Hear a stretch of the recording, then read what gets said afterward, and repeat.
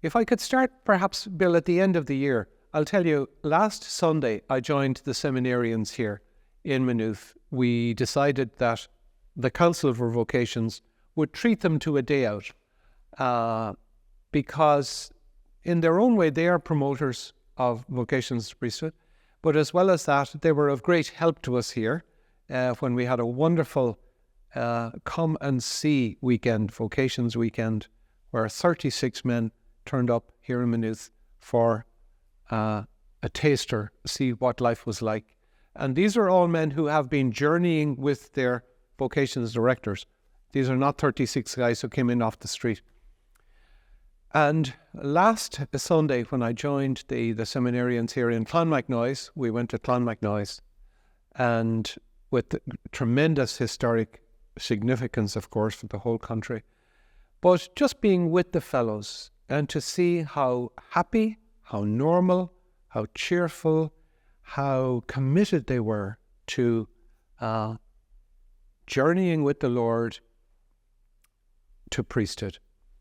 And it was, for me, it was like the crowning of the whole year to see the happiness of these guys. The slogan that you adopted at the beginning of the year, take the risk for Christ, how did you think that landed with people, or what was the thinking behind it? Because it does frame priesthood with a certain tone that That's it's right. kind of maybe going against the culture or whatever. So maybe That's right. Tell us about how did people respond to it? I think it reverberated very well in people's minds. And I heard nothing negative about it, quite the opposite. I think it grabbed people's attention. And as well as that, the poster then subsequently that we got made. And I was very happy to see in my travels around the country that I saw the poster in various churches and cathedrals. And in speaking with the vocations directors, I was delighted to hear that most of them, not all of them, but most of them had got several phone calls of guys who were interested. So the message did get out there, you know, and there are men journeying now with their vocations directors. But I suppose Good Shepherd Sunday, this Sunday is another opportunity for priests to speak about vocation. Now, Yes, here's maybe the complex part of it. yes, The number of priests nationally, as everyone knows, is much fewer. Sure. We're older. And maybe there's a tiredness around vocations or priests. How do we maybe keep the fire lit around vocations in that climate? Well, you know, that's one of the things which struck me about the seminarians here. They're in it because they want to be. And in fact, most of them, Bill, will go to their parishes this weekend and will speak about their experience on Good Shepherd Sunday. Certainly we're not promoting anything that's easy. This is a challenge, and it's a challenging time. There is no question of that. And we can see, we all know the story, which we've rehearsed a million times, of declining numbers and aging priests and so on. But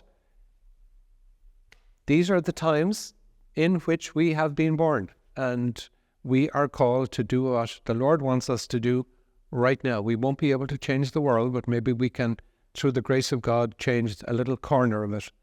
And I am extremely hopeful, actually, after the year. Much more hopeful than I was at the start of the year. This has been a really wonderful experience for me personally, for having met priests who are inspired by their priesthood and who want to spread it. When an ordination happens, people really feel it's a blessing, and they've got great prayer in a way for the person offering themselves, the person going to lie on the floor and begin priesthood. But that's the thing, that there is something beautiful about an ordination, and that people celebrate it and welcome it. Oh yes, every ordination that I've gone to, people have said that, how they found it really, really touching. So there's a unity around him, and there is a real sense that there is something uplifting here. Yeah, it's a gift that Yes. someone is becoming a gift to the church. Amen. And they admire that. They yeah, I suppose it's always the time with the church that whatever we hear sometimes nationally, that in a local church, a local priest, a local ordination, it's something else is revealed. Absolutely. And the love that people have most often, in most cases, for their local priest. They might give out about the bishop and the church universal, but their local priest is very often a hero.